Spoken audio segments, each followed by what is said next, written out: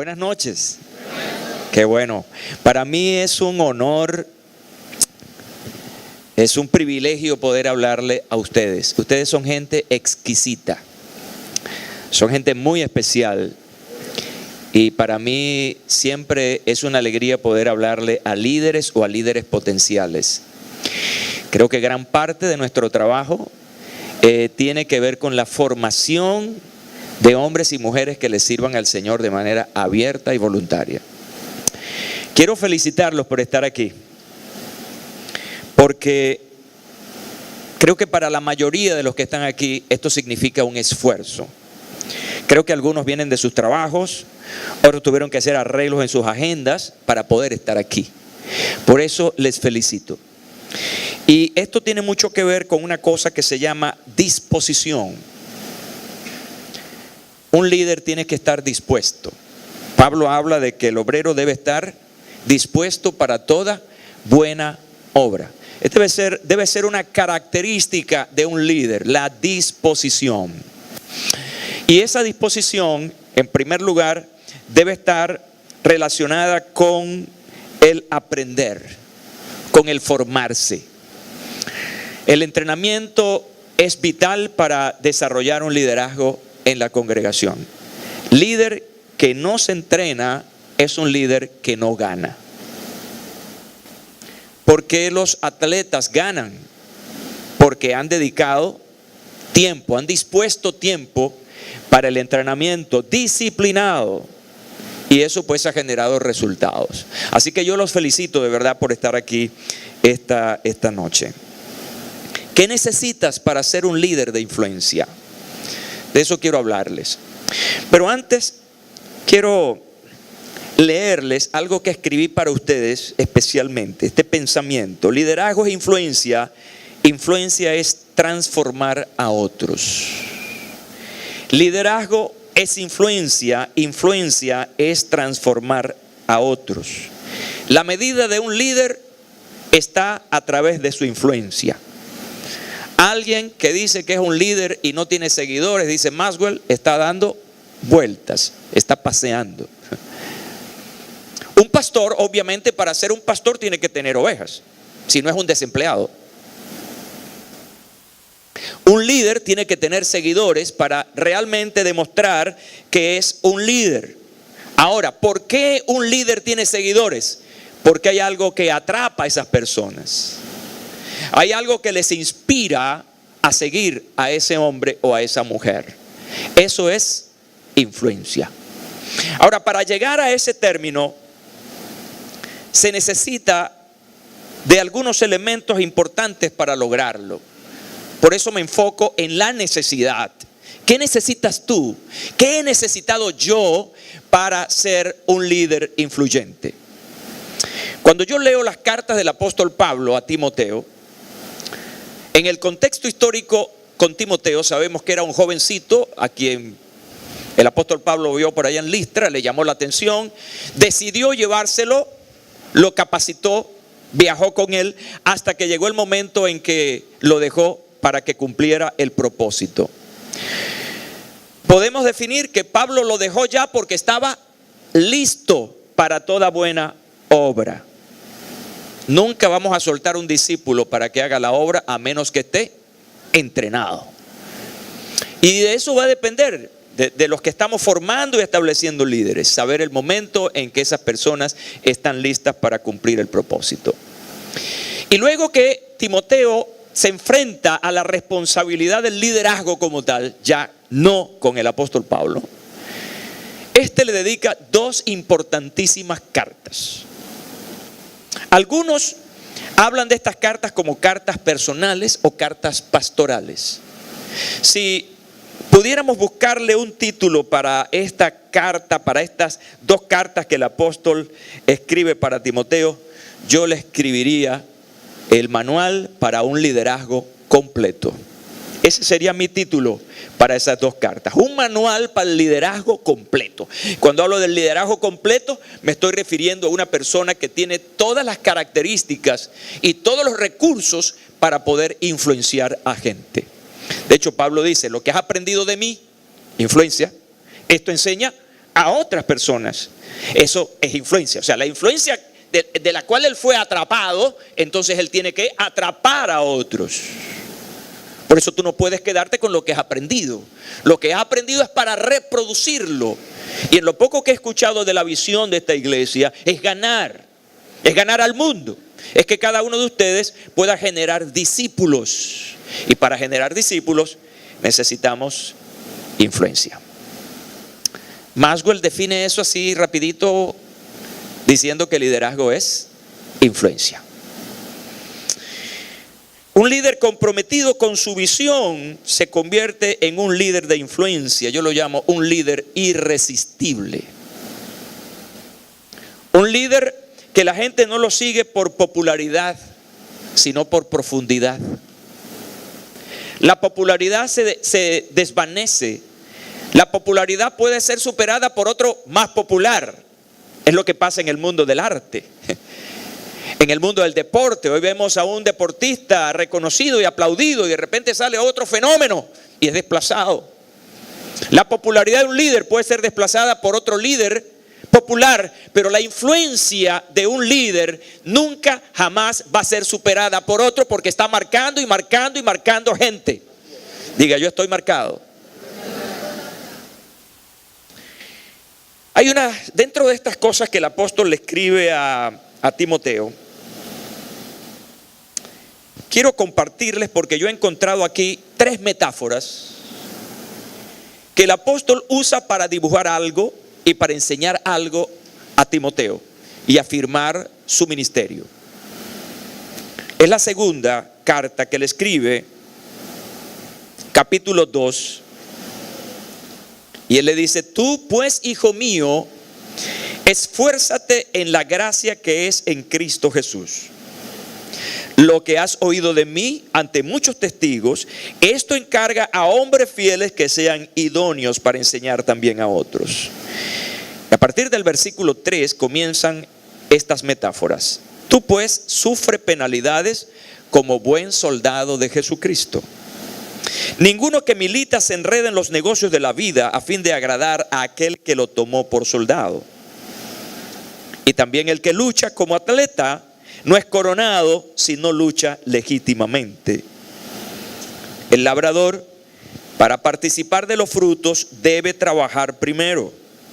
Y remata el versículo 7 diciendo: considera lo que digo y el Señor te dé entendimiento en algunas cosas, en todo. Y esto lo hace un líder completo. Si es en todo, es porque es completo. La pregunta que debemos hacernos hoy nosotros como líderes es: ¿qué me hace falta? ¿Qué carencias tengo? Superar nuestras carencias nos lleva entonces a un nivel de mayor influencia. Ya sabemos que una metáfora es una manera de ilustrar algo. Pedagógicamente, esta figura retórica nos permite enseñar una verdad usando lo conocido para llegar a lo desconocido. Él está usando un lenguaje que en este caso Timoteo conocía, estaba familiarizado con ello. Y por esta razón, entonces aplica la verdad. ¿Qué necesitas para ser un líder de influencia? Lo dije al principio: disposición. El individuo debe estar dispuesto a aprender, debe estar dispuesto a obedecer y debe estar dispuesto a reproducirse.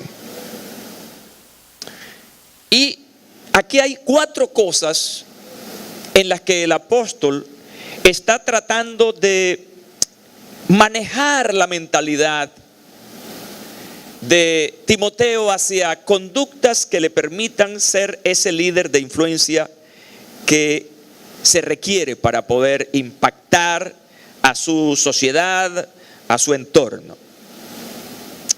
La primera metáfora nos enseña una cosa: estar dispuesto al sacrificio. ¿Quieres ser un líder de influencia? Necesitas estar dispuesto al sacrificio. Óigame, toda profesión u oficio en el mundo tiene riesgos. Y el liderazgo no escapa a esa verdad. Un líder tiene muchos riesgos. Y pensar que trabaja con gente, pero no hay una cosa que nos ponga en tanto riesgo que la gente. La misma gente nos pone en riesgo. Son caracteres, culturas, formas diferentes, y a cada una de ellas hay que darle un tratamiento único y especial. Eso genera un riesgo. De manera que él le dice: tú pues sufre penalidades como buen soldado de Jesucristo. Usando una versión con un lenguaje más contemporáneo, la palabra de Dios para todos, dice: como un buen soldado de Jesucristo, comparte conmigo el sufrimiento. ¿Quién está hablando? Está hablando un summa cum laude del sufrimiento, de las decepciones, de las traiciones. El apóstol Pablo tenía una especialidad en lo que al sufrimiento se refiere. Y él está diciendo: bueno, estoy compartiendo esto contigo, entonces comparte conmigo el sufrimiento. No es fácil trabajar con la gente. Ya ustedes deben saber mucho de eso. Yo tengo bregando con esto 42 años y sé lo que significa trabajar con las personas. Sin embargo, las personas son lo más valioso de Dios. Las personas son lo más valioso que Dios ha entregado en tus manos para administrar y para influenciar. Lamentablemente, muchos líderes se quejan de lo valioso en vez de amar lo valioso. Esta gente. Y cada vez nos quejamos de la gente, pero esa es la gente que Dios quiere, que Dios ama y que Dios quiere que tú influencies, que tú transformes. Por eso es un desafío y a la vez nos genera eso del sufrimiento. Por ejemplo, la oposición va a ser característico de nuestro sufrimiento. Siempre vamos a tener gente que se oponga, bien por diferencia de criterios. No siempre un grupo va a pensar igual, no hay uniformidad de pensamiento. Pero sí podemos buscar una unidad de visión, de objetivos, de metas. Un pueblo dividido jamás va a prosperar. La envidia, lo que nosotros llamamos por ahí celos ministeriales, que están en todos los niveles. En los niveles pastorales de más alto nivel encontramos los celos ministeriales. Encontramos el estrés precisamente producto por todas esas cosas. Y eso va a formar parte, si ya no lo está, va a formar parte de tu riesgo y de tu sufrimiento. Hay un dicho muy común que dice que guerra avisada no mata soldado. Si tú sabes que vas a sufrir, no te quejes.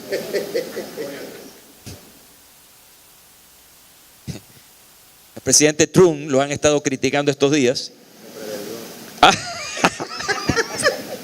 Yo no sé si se parece a Chávez, pero algo así. Sin alusiones personales. Acaban de matar hace 2 semanas, a 4 soldados americanos en Níger. La noticia no la habían movido y el presidente hizo una declaración nefasta dirigiéndose a las familias. Ellos sabían a qué se enfrentaban cuando se alistaron. No eran palabras justas para el momento. Palabras de consolación, de levantar el heroísmo, el nacionalismo, las razones por las cuales esos hombres estaban allí. Y entonces le dice a la familia, ellos sabían. Bueno, Yo no sé si aplican esas palabras aquí hoy. Usted sabe que va a sufrir. Ellos sabían. Es más, ellos sabían a qué se exponían. Tú debes saber a qué te expones, porque si tú no estás consciente de la realidad de tu trabajo, vas a estar llorando todo el tiempo arrinconado y vas a vivir defraudado, decepcionado, y un buen día vas a llegarle al pastor y le decir: pastor, no continúo. Por eso estamos aquí hoy, para que sepas a qué te enfrentas, para que este entrenamiento saque una musculatura espiritual de manera que puedas responder asertivamente a todas esas demandas. Tu liderazgo tiene riesgos. Y eso te va a llevar a estas situaciones. Mira, tiene tanto riesgo que en algunas condiciones especiales hasta tu propia vida está en riesgo. El apóstol Pablo lo decía: he sido azotado, perseguido, y finalmente su vida termina como un mártir. Perdió su vida por amor a Jesucristo, por el liderazgo, por hacer la voluntad de Dios. Los mártires apostólicos, la mayoría de ellas, pagaron con sangre, con su vida, lo que estaban haciendo para el Señor. Un pastor nuestro, Martin Luther King, pastor bautista, murió asesinado por levantar los valores de la igualdad que nos corresponde a nosotros también. Porque nosotros no solamente enarbolamos valores espirituales, tenemos que enarbolar también valores de carácter social. Vivimos en un país, vivimos en una sociedad que necesita ser transformada y tenemos que levantar los valores de la palabra de Dios. Y eso puede traernos consecuencias también. Ahora mismo en Venezuela, los pastores tenemos que hablar de justicia. Tenemos que levantar los valores de la justicia y atacar la corrupción y atacar los pecados de Estado. Y eso muchas veces confunde a la gente. Dice: el pastor, ¿cómo que está hablando de política? No, yo no estoy hablando de política, estoy hablando de un elemento importante, estoy hablando de valores. La sociedad necesita cambio y necesitamos líderes con capacidad moral integral para poder dar respuesta a eso en el nombre de Jesús. ¿Dónde están esos líderes? Ahora, todo eso te puede llevar a una cosa que se llama desgaste. Hablaba con el pastor, él usaba la palabra desgaste y yo usé la palabra quemado. Muchos líderes terminan quemados, física, agotados. Les está hablando uno que pasó por una situación fuerte desde el punto de vista físico, un agotamiento crónico por abuso. Abusé de mi tiempo, de mi descanso, y eso me trajo consecuencias terribles. Mi salud emocional se vio afectada porque eran cargas sobre cargas y querer hacer todo. Super pastor. Aquí no hay superhombres, aquí hay hombres humildes que dependen de la gracia de Dios. Muy diferente. Tu salud puede estar en riesgo. Y me estoy dirigiendo a un liderazgo que no está a tiempo completo. Estoy hablando a un liderazgo bivocacional. Un liderazgo que trabaja, que estudia o que son amas de casa, hacen todo su trabajo en el día y luego vienen en la noche o sacan un tiempito para atender esto. Es carga sobre carga, y cuando hay carga sobre carga, entonces el agotamiento se hace muchas veces irresistible. Vas a sufrir. Y quizás este no es el mejor momento, ni es el mejor mensaje, pero es la realidad. Vas a tener muchas decepciones, traiciones, y eso causa dolor aquí, en el corazón. Creo que el riesgo más fuerte de un líder, el sufrimiento más fuerte y el nivel de afectación mayor es el emocional. Es una área muy sensible de los líderes. ¿Cuántos he conocido yo? Totalmente frustrados, no solamente líderes locales, pastores reconocidos que han terminado en el asiento, en la silla, en el banco, frustrados por la traición, adoloridos. Sin embargo, lo espiritual nos ayuda a entender este asunto. Precisamente el apóstol Pablo, escribiéndole a los Corintios, capítulo 4, versículo 8 y 9,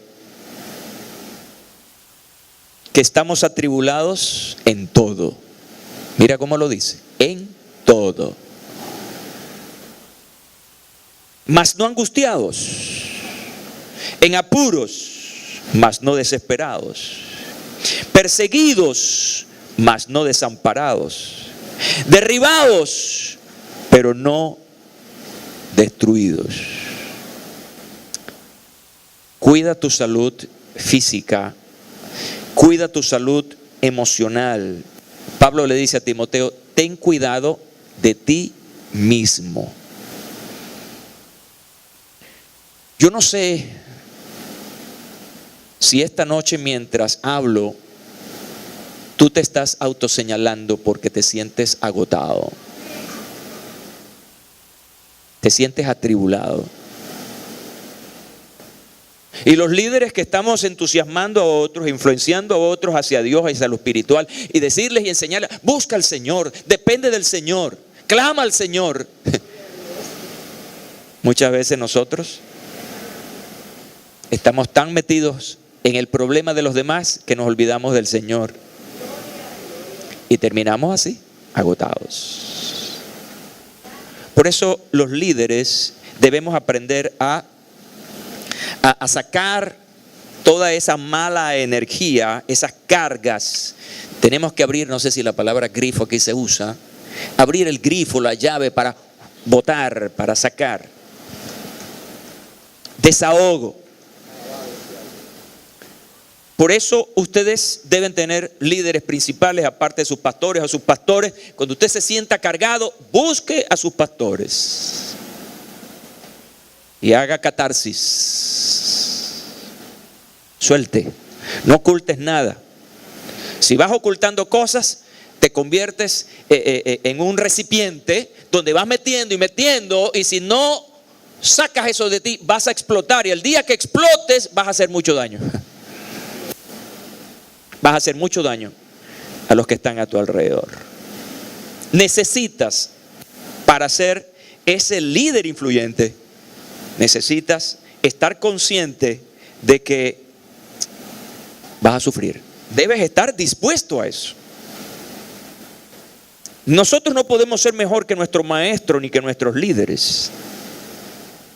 Creo que nuestros líderes también nos dejaron enseñanzas muy buenas, y entre esas enseñanzas nos dejaron la enseñanza de: ¿estás dispuesto al sacrificio? Así que el segundo asunto al que debes estar dispuesto para aumentar, mejorar tu influencia, es estar dispuesto a las prioridades. Sacrificio, prioridades. Lo primero es lo primero. Vuelve el apóstol con la metáfora del soldado. Ninguno que milita se enreda en los negocios de la vida a fin de agradar a aquel que lo tomó por soldado. Volviendo a un lenguaje más contemporáneo, ningún soldado, escuchen bien, ningún soldado pierde su tiempo en los asuntos de la vida civil, porque lo único que le preocupa es agradar a su capitán. Más claro para nosotros. Timoteo estaba al tanto de la cultura general y sabía no solamente que un soldado debía estar dispuesto al sacrificio, incluso a la muerte en batalla, a dar lo mejor de sí para lograr un objetivo. Pero lo otro es que un soldado era alguien que pasaba de una disciplina a otra. Un soldado dejaba de ser su propia autoridad para someterse a otra autoridad. Se llama el mundo civil. Todos los que estamos aquí somos civiles. Los militares es otra cosa, es diferente. Los militares no se gobiernan, a ellos los gobiernan. Ellos obedecen, ellos han sido estructurados a obedecer. Y ellos no son dueños de su tiempo, ni son dueños de una geografía. Ellos pueden estar aquí, mañana le dicen, lo vamos a mandar para la frontera con Haití. Ya ustedes saben lo que eso significa, ¿no? En Venezuela, cuando los militares se portan mal, los mandan para la frontera, una manera de castigarlos. Y los mandan a la frontera más peligrosa, la frontera con Colombia. Entonces ellos no tienen esa libertad. Ya ellos no pueden enfocarse, y esto es interesante, ya ellos no se enfocan tanto en la vida civil, ya ellos se enfocan en la vida militar. Su enfoque cambia totalmente. Su enfoque ya no son las cosas normales de la vida, sino su enfoque es la defensa de la patria, es la seguridad, etcétera, etcétera. Y para eso, entonces, su mayor responsabilidad es darle cuenta a quién le da la autoridad o a quién lo llamó. Esto que estamos hablando, queridos líderes, tiene que ver con una cosa que se llama enfoque. El enfoque de un militar es diferente al suyo. Los militares son entrenados por años, son educados en una cosa. Por eso ellos reaccionan de una manera a como usted y yo reaccionamos. El enfoque de ellos es diferente. Ellos tienen una meta, tienen un cuadro ya allí imaginario en el cual ellos forman parte. Algo así como lo que dijo el apóstol Pablo a los Filipenses, capítulo 3, versículos 13 y 14. Hermanos, yo mismo no pretendo haberlo ya alcanzado, pero una cosa hago, olvidando ciertamente lo que queda atrás, es decir, desprendiéndome de la vida civil, ¿no? Y extendiéndome a lo que está delante, prosigo a la meta, al premio supremo del llamamiento de Dios en Cristo Jesús. El enfoque de un líder es importante, porque cuando está enfocado va a trabajar, va a pensar, va a crear, va a trabajar en función del enfoque. No hay algo más desastroso que un líder desenfocado. Es como un ciego, va golpeándose y golpeando, va errando siempre, siempre está errando. Y cuando un líder forma parte de una gran comunidad, esa gran comunidad, y ahora estoy hablando de la iglesia, y estoy hablando de los pastores, que tienen una visión. Los líderes se enfocan en la visión de esa comunidad, que patrocinan sus pastores. Muchas veces tenemos líderes que están desenfocados y forman parte del equipo. Hay líderes que les cuesta enfocarse, tienen problemas de visión. Una iglesia se va a desarrollar cuando hay una unidad de criterios, cuando hay una unidad de la visión. Por eso el entrenamiento, el recordar las cosas, el recordar la visión debe ser algo constante, pastor. Seremos fastidiosos, pero hay que insistir. Fíjense que Pablo y Pedro coincidían en algo. No nos cansaremos de enseñarles las cosas, aunque ya lo hemos dicho. Constante, constancia, constancia. ¿Por qué?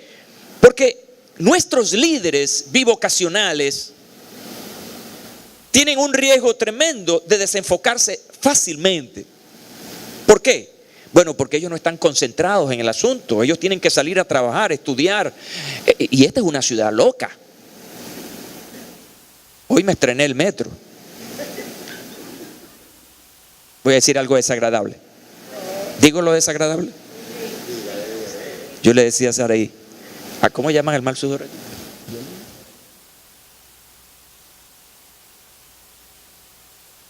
Ok. Ah, yo le digo a Sarai, somos bendecidos si salimos con un solo machete.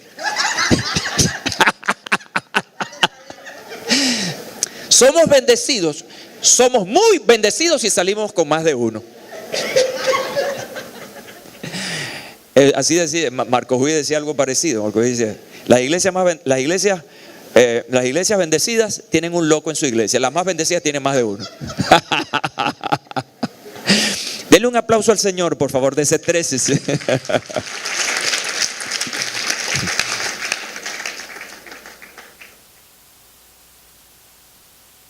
Claro, a un pastor, no recuerdo su apellido, de una gran iglesia en los Estados Unidos, nos contaba en una conferencia que él estaba muy contento porque un domingo había hablado con el liderazgo y había hablado de una nueva visión, y él estaba pero muy entusiasmado, tenía grandes expectativas. Y salió de su reunión contentísimo. Gloria a Dios, ahora sí vamos a concretar este asunto. Hablaba con el pastor algo parecido. Bueno, él estuvo muy contento durante la semana. A mitad de semana se consigue con uno de los líderes que estaba en la reunión. Y le dice: fulano, ¿cómo está la visión? Y el líder sorprendido le dice: ¿cuál visión, pastor? Y el pastor dijo textualmente allí: lo que me dio gana fue darle un manotón. Llegó a su casa molesto. Él dice que él nunca había golpeado la mesa de su casa. Y llegó a su casa y golpeó la mesa y dijo: Señor, ¿cómo es posible que esto ocurra? Y dice que el Señor le ministró allí. Y el Señor le enseñó lo que ocurre con un vaso roto. Y esa ilustración llegó a él y el Señor le decía: el vaso está roto, pero tú le echas agua. Si le echas agua y no vuelves a hacerlo, se va a derramar. Así que tú tienes que estar constantemente echándole agua al vaso roto. Eso tienes que hacer con tus líderes.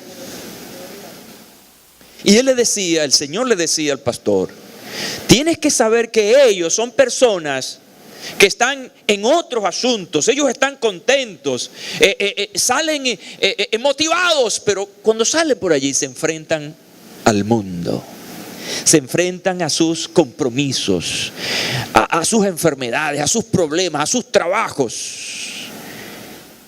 Y esa agua que tú le echaste allí se derrama. Hay que insistir en la visión. Porque insistir en la visión, insistir en enseñar la visión nos mantiene enfocados. Cuando haya entrenamiento, reunión con los pastores, tú debes ser el primero que está allí porque están echándole agua a tu vaso. Y lo importante es que el vaso de agua esté siempre lleno para tener esa conciencia bien clara de lo que se quiere hacer, ya no de manera unilateral, sino como un grupo que tiene una visión homogénea.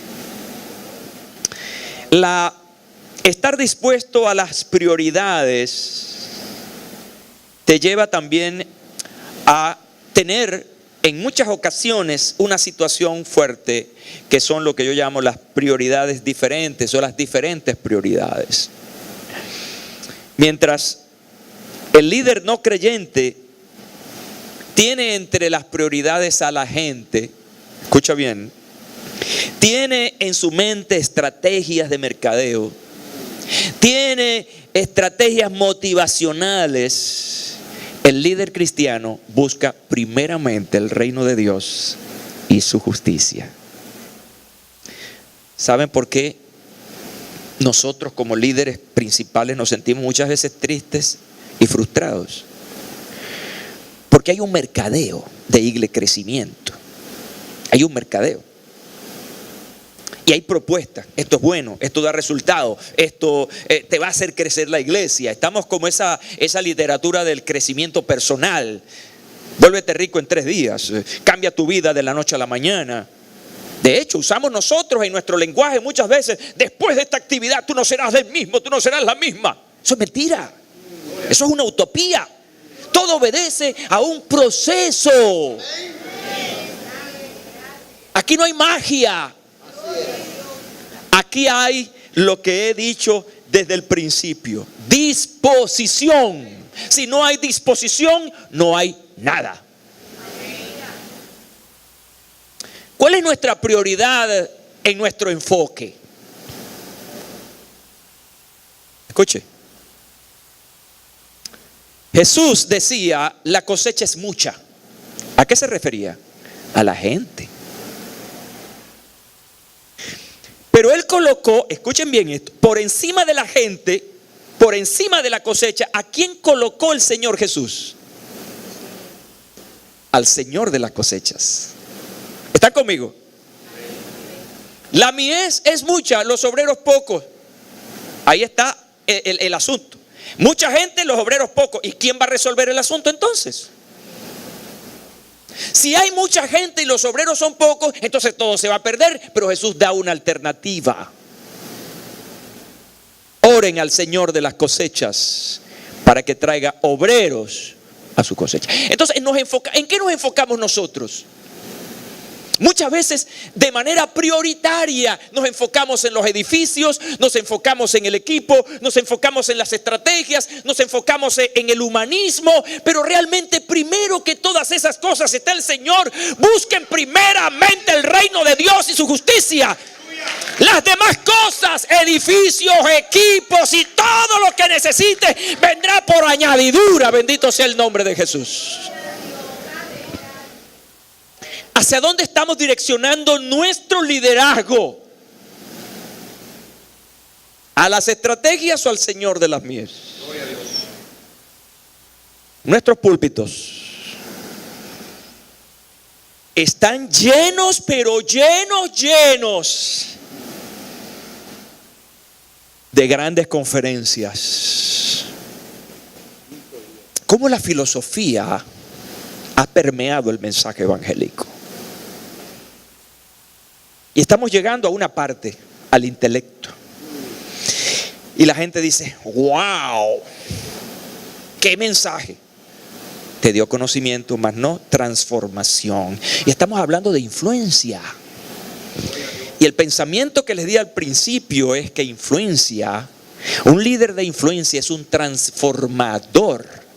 Es el que genera cambio en la gente, para que dejen de ser lo que eran y se conviertan en hombres y mujeres de Dios. Ese es el propósito final.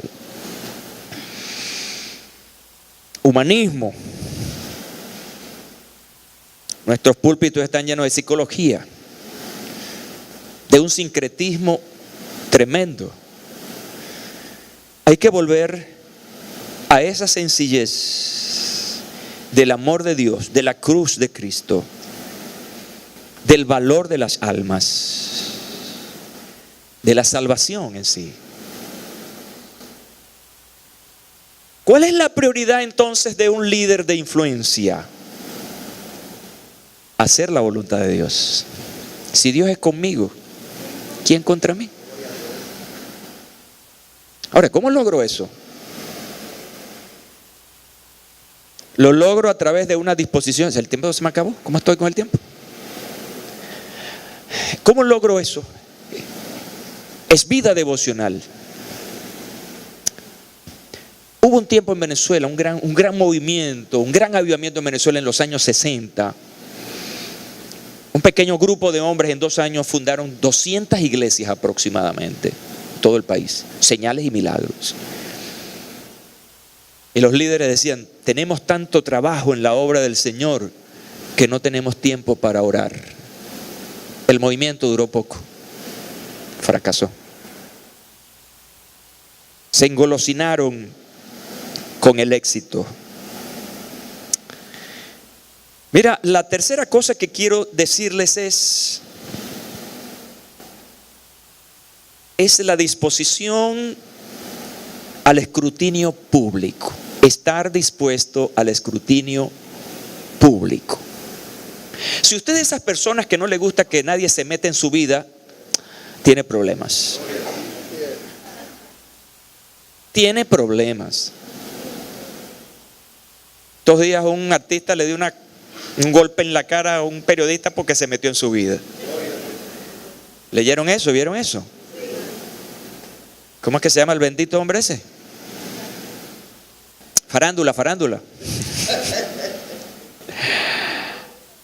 Mire, yo entendí algo bien temprano en mi vida. Yo comencé esta carrera a los 16 años. Y entendí una cosa temprano, y una vez casado con mi esposa, comencé a inculcarle eso. Yo soy un hombre público. Eso lo entendí temprano. Y los hombres públicos, ¿a quién nos debemos? Al público.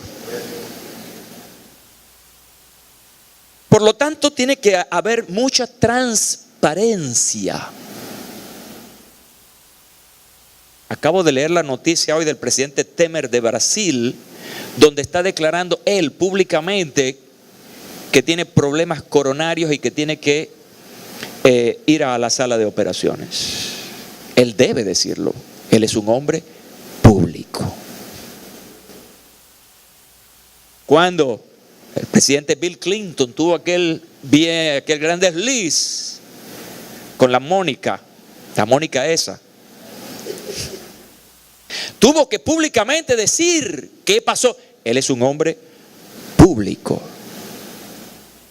No, a mí no me gusta eso porque en mi vida privada nadie se mete. Tienes problemas. Tienes que estar dispuesto al escrutinio público. La gente te va a preguntar, tienes que responder. Jesús nos enseñó eso. Hizo un par de preguntas a sus discípulos. La primera pregunta fue: ¿qué dice la gente que soy yo? ¿Quién soy yo para la gente? Y obtuvo su respuesta, pero después fue más incisivo. ¿Y qué dicen ustedes que soy yo? Creo que es una lección importante de humildad. Quieras o no quieras, la gente te va a juzgar. Te va a juzgar positivamente, pero también te va a juzgar negativamente. Y muchas veces ese juicio negativo no va a tener razones. Es por otra razón, pero te van a señalar. Ahora, ¿qué vas a hacer tú? ¿Vas a golpear a la gente como hizo el loco este? Tienes que tener estilo.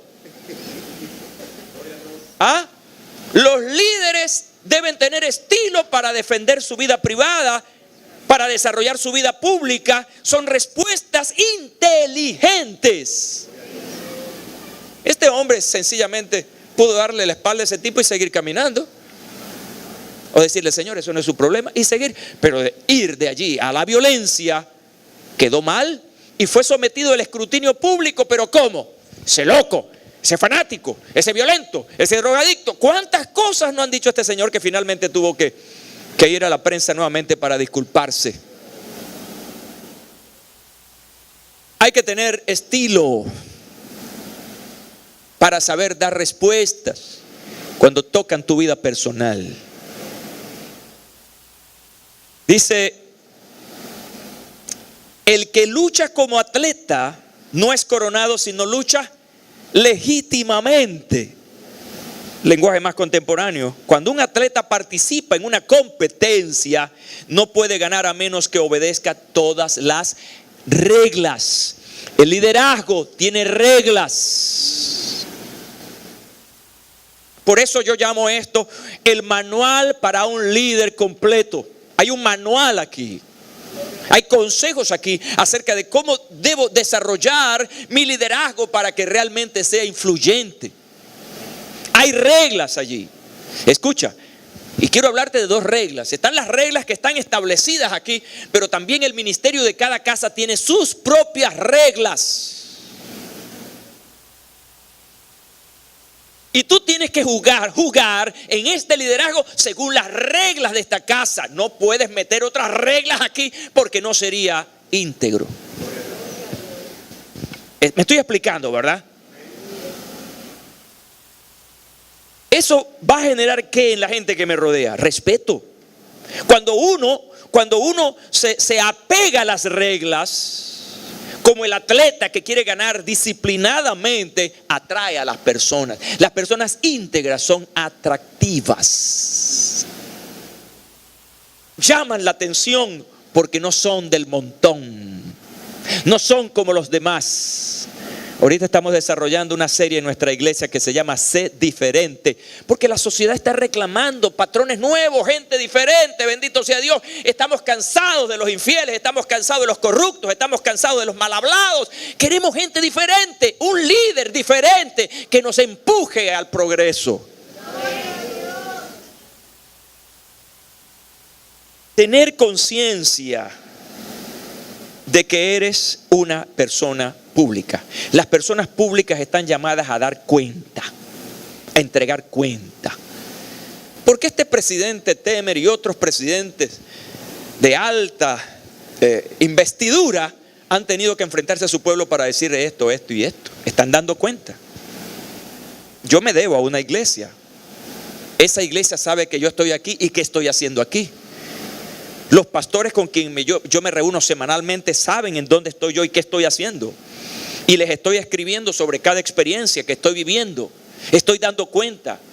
Tengo que ser responsable con las personas que están conmigo. Yo creo que aquí hay una estructura, ¿verdad? Usted depende de alguien. Alguien depende de usted. No podemos ser angelitos solitarios, para no poner al llanero solitario. No buscamos angelitos solitarios. Formamos parte de un todo y entonces debemos dar cuenta. En el sistema celular eso es sumamente necesario. Que siempre estemos informando y estemos recibiendo informes. Eso tiene que ver con jugar reglas limpias. El cumplimiento de las reglas transmite a los que te rodean buen testimonio, lo cual genera credibilidad, algo que un líder debe tener. Nunca pierdas tu sentido de identidad. ¿Quién eres y a qué perteneces? Hay un matrimonio ahí. Lo que eres y a quién perteneces. ¿Perteneces a esta casa?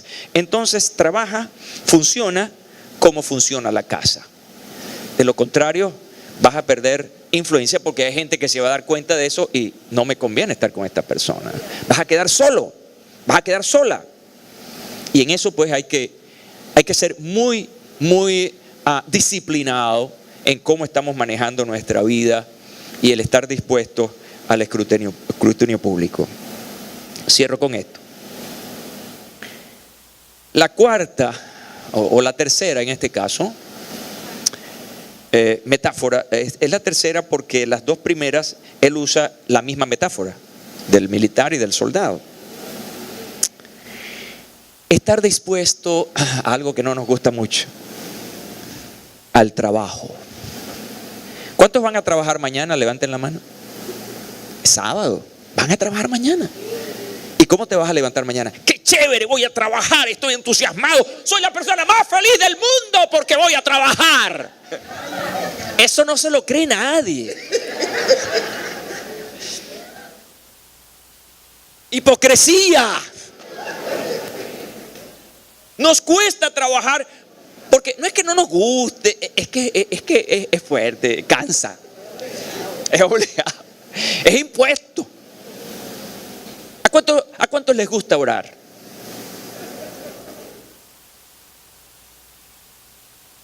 ¿Y a cuántos nos cuesta orar? Son dos preguntas. Mire, más manos se levantaron para la segunda pregunta. Esta encuesta es verdaderamente seria y creíble. Orar es como trabajar. Nos cuesta, pero lo necesitamos. Un líder tiene que estar dispuesto al trabajo, porque el trabajo es productividad. Y la productividad no es otra cosa que resultado.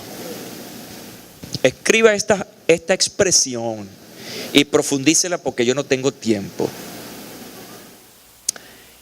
El líder influyente debe ser pragmático.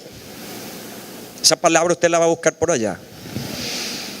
Pero le puedo decir en pocas palabras que un líder debe tener y trabajar por resultados. Si tú no ves resultados en tu liderazgo, preocúpate. Porque Jesús dijo que debemos llevar fruto, mucho, en abundancia. Ausencia de fruto es ausencia de resultados. Para mí, verdaderamente, parte del poco cabello que tengo es producto de que he perdido pelo a pelo por la falta de resultados. Y me preocupa, me angustia. El labrador, para participar de los frutos, y aquí hay una prioridad, debe trabajar primero. Primero es el trabajo, luego los frutos. El campesino que ha trabajado duro tiene derecho a ser el primero en recibir su parte de la cosecha. Es decir, el disfrute. ¿Pero por qué? Porque ha trabajado. Hay gente que critica a los pastores que crecen, a las iglesias que crecen. Ay, mira, fulano creció. Y eso es por esto. Y comienzan a buscarle las 4 patas al gato.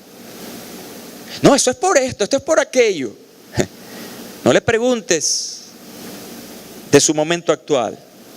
No le preguntes acerca de su victoria. Pregúntale de su pasado. Pregúntale. ¿Qué ha vivido? ¿Qué ha tenido que sufrir? ¿Qué ha tenido que esforzarse para lograr eso? Es fácil criticar a los que tienen éxito, pero averigüemos por qué han tenido éxito. Han trabajado. No hay corrupción. Han trabajado persona a persona. Bendito sea el nombre de Jesús. En otras palabras, la máxima que el apóstol Pablo usa aquí es: para que tengas resultado, primero trabaja. Es una máxima. ¿Quieres lograr algo? Trabaja. Anota esta frase: liderazgo sin resultado es igual a ruido. Liderazgo sin resultado es igual a ruido. Mucho ruido, pocas nueces. En Venezuela decimos pura bulla. Crecimientos inflados. Crecimientos del efecto cotufa. ¿Cómo se llama aquí? El maíz inflado. Palomita. El efecto palomita de maíz. No es un crecimiento resistente porque no se ha trabajado. Ha sido un crecimiento corrupto, manejado con otros intereses. Me gusta la expresión del Señor Jesús cuando nos da esta motivación al trabajo, yo diría, este valor del trabajo. Son palabras extraordinarias. Jesús hacía obras en el día de reposo y fue criticado por eso por los fariseos. La respuesta del Señor fue cortante: mi Padre hasta ahora trabaja y yo trabajo. Y ese es el mejor ejemplo que nosotros debemos tener. Otro error común es que ser siempre primero, obtener una posición de liderazgo o tener un gran conocimiento en una área específica hacen líder a la gente. Solo el trabajo duro y la dedicación desarrolla el liderazgo. Por eso a los líderes tenemos que enseñarlos a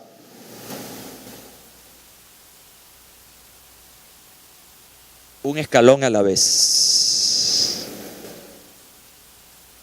Salto. No tengo seguro médico aquí.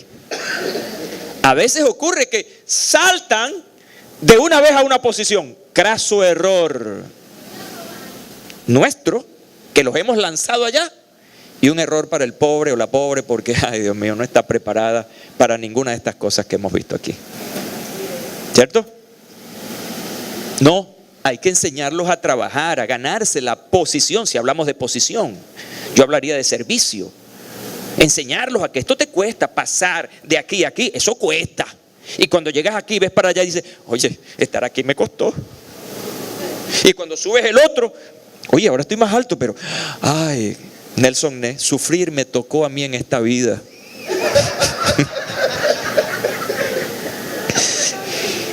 Y sigue subiendo y cada vez se siente más orgulloso y satisfecho porque ha valido la pena, bendito sea Dios, ha pagado un precio, pero ese precio le ha dado relevancia.